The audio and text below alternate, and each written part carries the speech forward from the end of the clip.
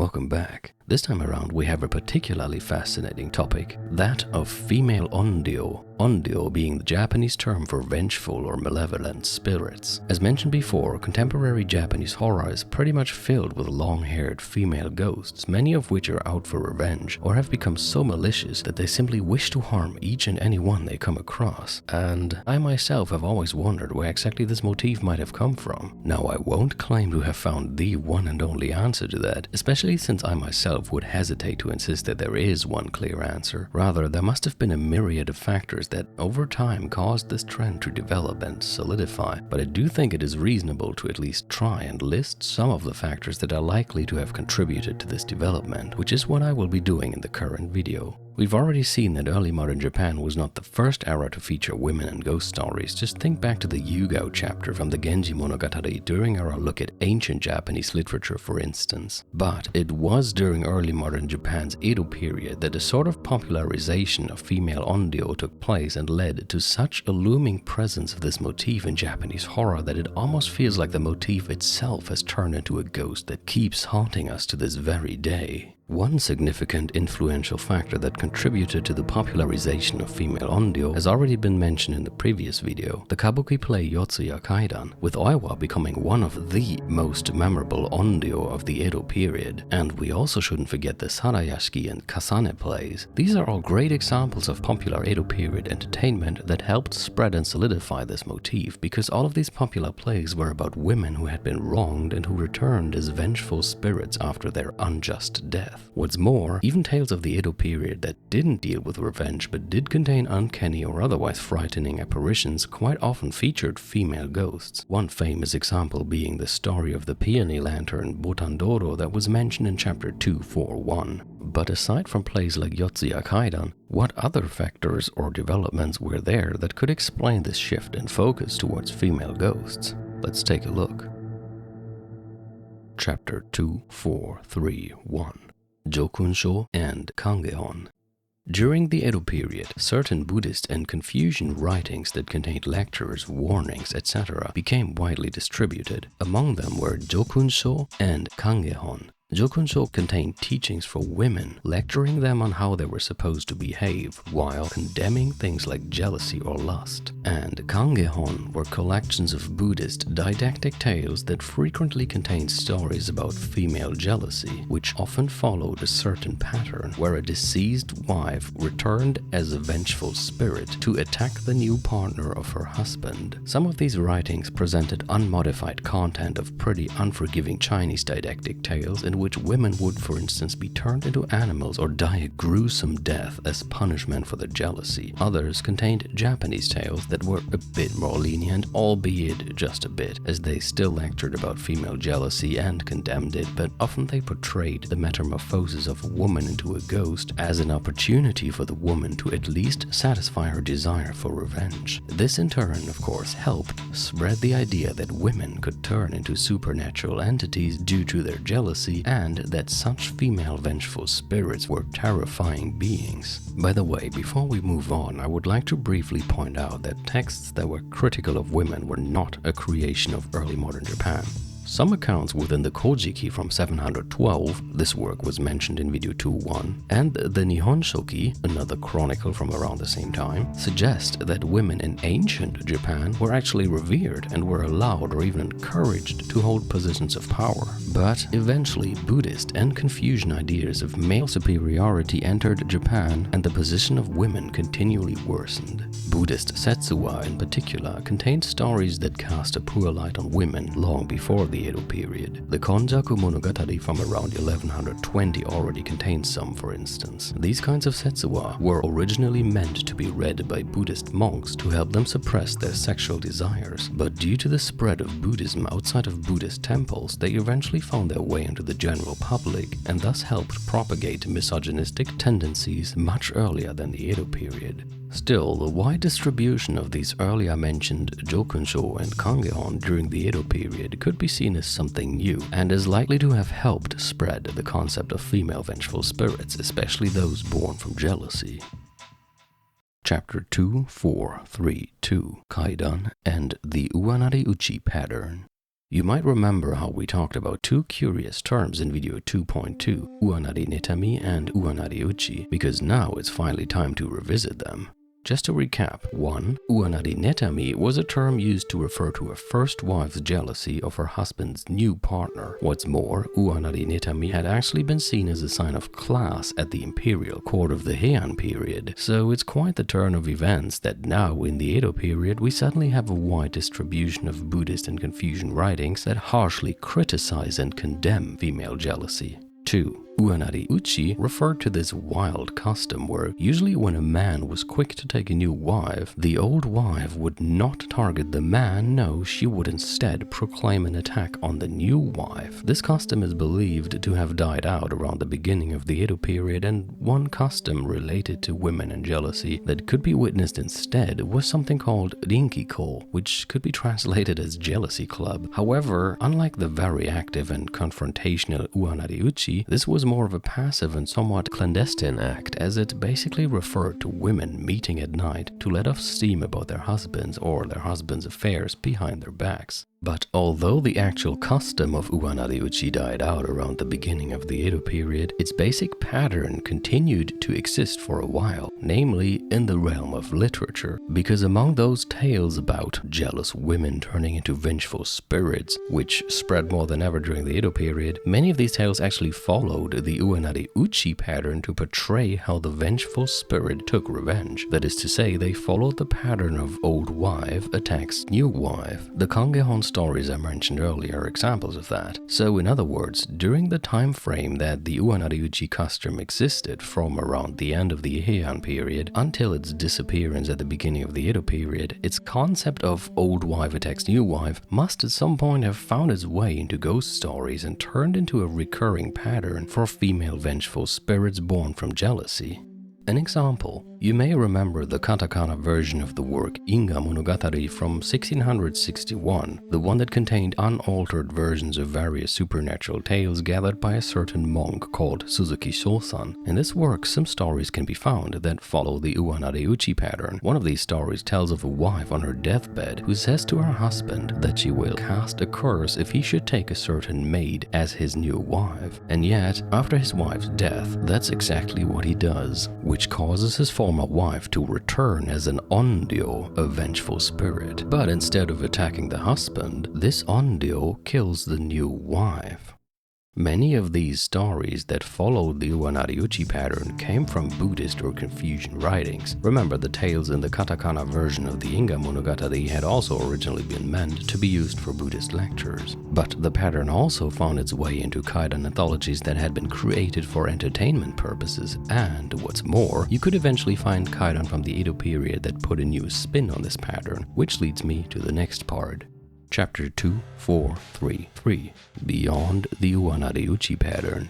It was beyond the scope of my original graduation thesis to acquire and analyze numerous ghost stories myself so as to survey when exactly the Uanari Uchi pattern had become a frequently used part of ghost stories and at what point it had begun to change, but luckily I came across some very helpful literature on this matter which was indispensable for a lot of the points raised in this video. Probably the most important one of these being the article Jorei no Edo Kaidanshi Jingi Naki Uanari Uchi no Tojo by a certain literary scholar called Tsutsumi Kunihiko. Judging by the contents of his article, it seems that roughly up until the late 17th/the 18th century, the classical pattern of old wife attacks the husband's new partner had been a popular theme of many ghost stories, especially Buddhist ones, but then this classical Uanari Uchi pattern began to change and develop, making way for more and more tales with terrifying female onryo that went beyond the normal Uanari Uchi pattern. Kaidan, where the revenge of a female onryo was not limited to her husband's new lover anymore. Let's take a look at a concrete example, a story from one of the earlier kaidan anthologies, the Shokoku Hyaku Monogatari from 1677. This work was also briefly mentioned in video 241, where I had explained that it contributed to the popularity of Hyakumonogatari Kaidankai gatherings and of Kaidan collections in general. In this anthology, we can already find such a tale where the first wife's grudge does not stop at the new wife. It's called Bungo no Kuni Nanigashi no Nyobo Shigai o Urushi nite Nuritaru Koto, or when the corpse of a certain wife from the province of Bungo was coated with lacquer. In my original graduation thesis, I only gave a brief summary of this tale's most relevant points, but I actually found a website where you can read the entire story in modern Japanese without any of the contents changed as far as I can see. So I figured, why not just tell you the whole story in English? I will also link the source in the video description for those of you who know Japanese. So here we go. In the province of Bungo, there lived a beautiful wife. She and her husband had a great relationship, and he would often tell her, "Even if you die before me, I will never take a new wife." But one day, she falls ill, and as it becomes apparent that this illness will soon take her life, she says this to her husband in her dying hour: "If you have pity for me, then do not bury me, nor cremate me. Rather have my stomach cut open, my organs removed, and rice put inside instead. Then have my body coated in 14 layers of black lacquer, and build a private hall in the garden where you shall put this black statue of me. Please also let my statue hold a small gong, and come visit me there and pray to Amida Buddha for me every day." Well, the wife passes away and the husband goes on to fulfill her dying wish. She is turned into a black lacquer-covered statue, and a hall is built for a statue in the garden, which the man visits every day to pray for her. But after about 2 years of this, the husband is eventually pressured by friends into taking a new wife. However, something curious happens. Just shortly after their marriage, this new wife bids him farewell. Of course, he tries to question her, but to no avail. She refuses to explain her reasons and simply says, "In any event, I cannot be with you or live in this house," and finally leaves him for good. And it doesn't end there. This happens again and again and again. No matter what woman he tries to take as his new wife, soon thereafter they all claim they could not be with him and return to their own home for good. The man realizes that something is not right and has various prayers and acts of exorcism performed. Thereafter, he marries once more, and it seems like the prayers had an effect, for even after about 50 to 60 days have passed, nothing has happened. But then, one night, the man is not at home. His new wife has gathered the maids in the inner room of the house, when suddenly at around 10 p.m., they hear the sound of a small gong from outside. They immediately become suspicious of this strange sound, but what's even more unnerving is that it appears to come closer. They close and latch the door of the inner room and huddle together, waiting for what might happen next. Outside, they soon hear that whoever is sounding this small gong is opening one door after another without hesitation or delay and is slowly getting closer. Until at last, there's only one more door between this mysterious person and the inner room in which the wife and her maidens are. "Open this door," a female voice suddenly says, but they all tremble with fear and no one dares to answer. Finally, the female voice speaks again. "If you are not going to open this door, then it cannot be helped. I shall take my leave for now, but I will return. Do not tell my husband that I have come here, for if you do, consider your life forfeit."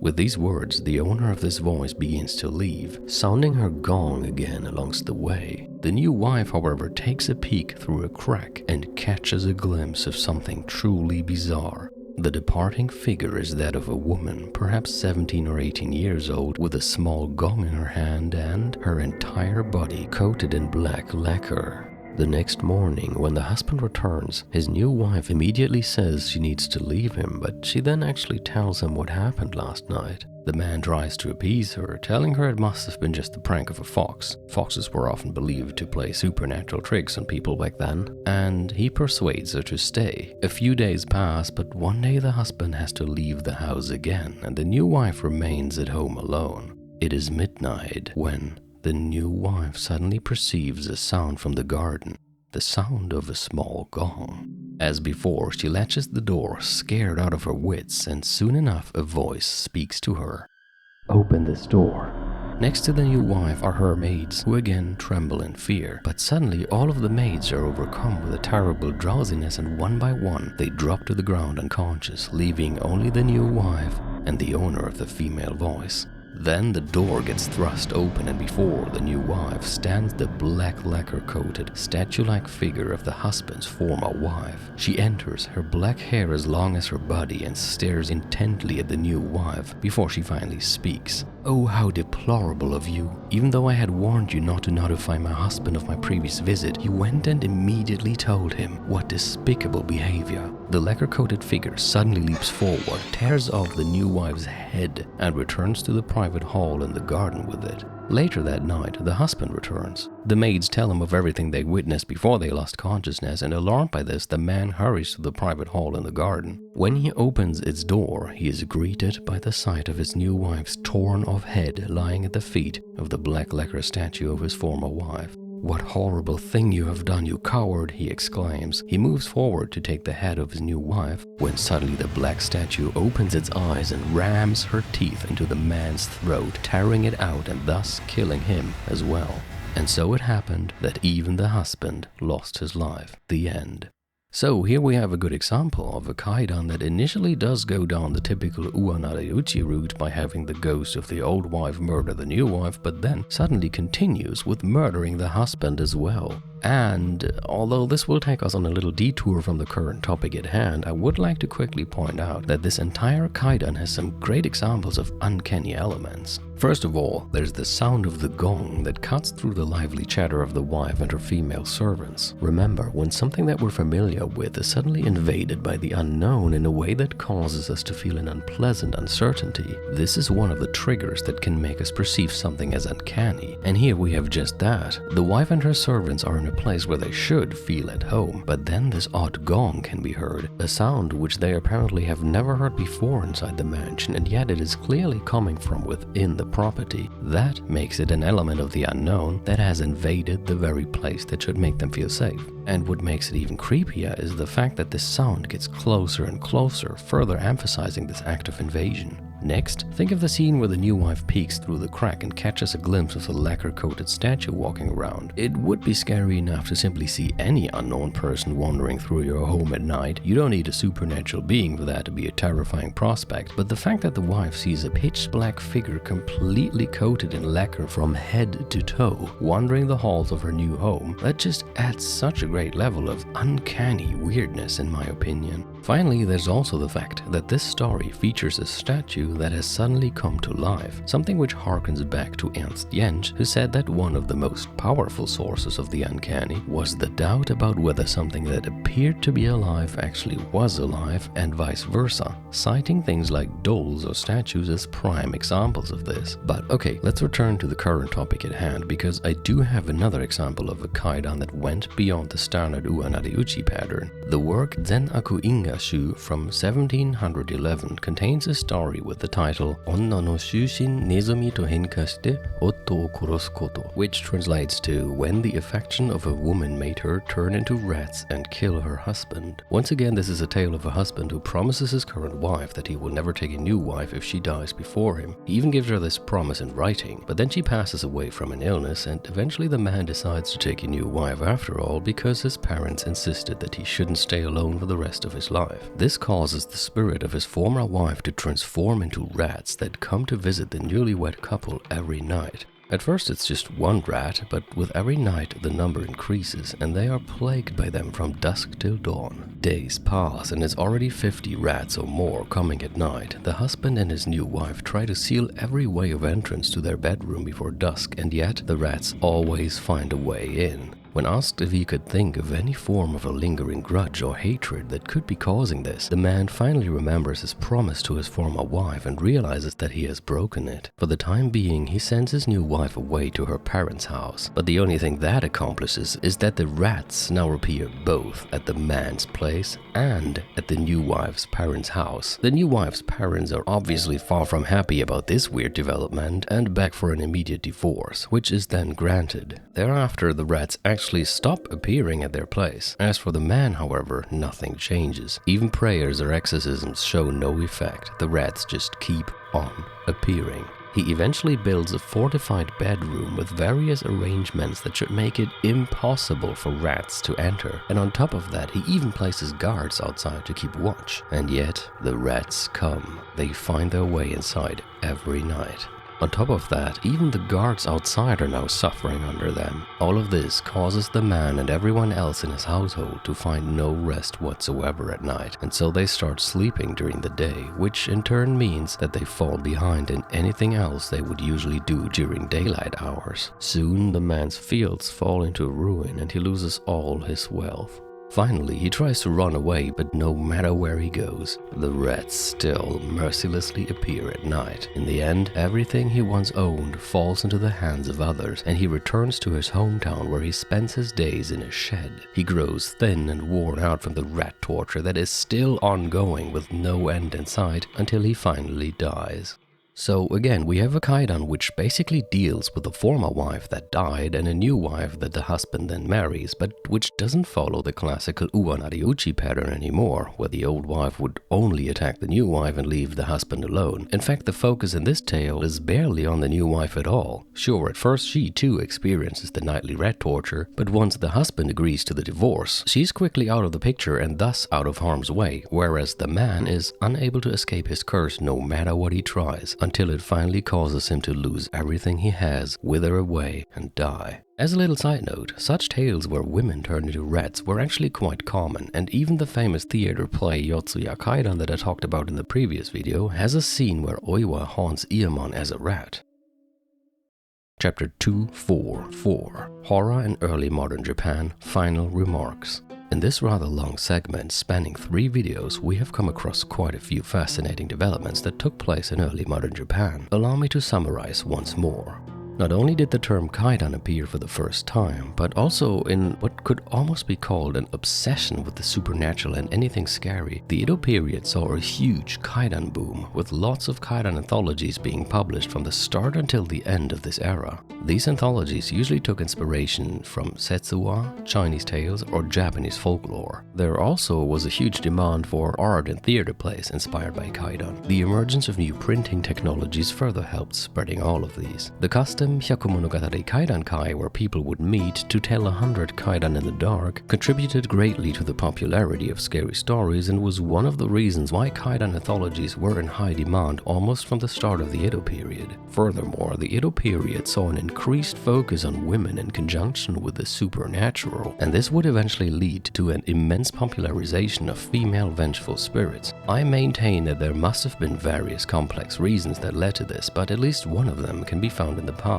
Long before the Edo period, Buddhism and Confucianism had introduced ideas of female inferiority to Japan, including Buddhist teachings claiming that women were evil creatures, some even claiming that women only wanted to seduce men in order to prevent them from reaching Buddhahood. Accordingly, Buddhist didactic tales written long before the Edo period already contained evil female ghosts, especially ghosts born from jealousy. However, in the Edo period, with new printing technologies at hand, such tales were able to spread much faster and wider. Among such writings that circulated were also Jokunsho, which stipulated how women should behave and chided female jealousy, as well as Kangehon, which contained Buddhist tales, in which you could also find stories of jealous first wives turning into vengeful spirits after their death to attack their husband's new wife. This in particular is reminiscent of the custom of Uwa-Nariuchi, where a former wife and her entourage would attack a new wife and her household, mainly to destroy material things, while men were usually not involved. The actual custom had mostly disappeared by now, but it's possible that over time its basic concept of old wife attacks new wife had entered literature and had led to a recurring pattern used in stories about female vengeful spirits born from jealousy.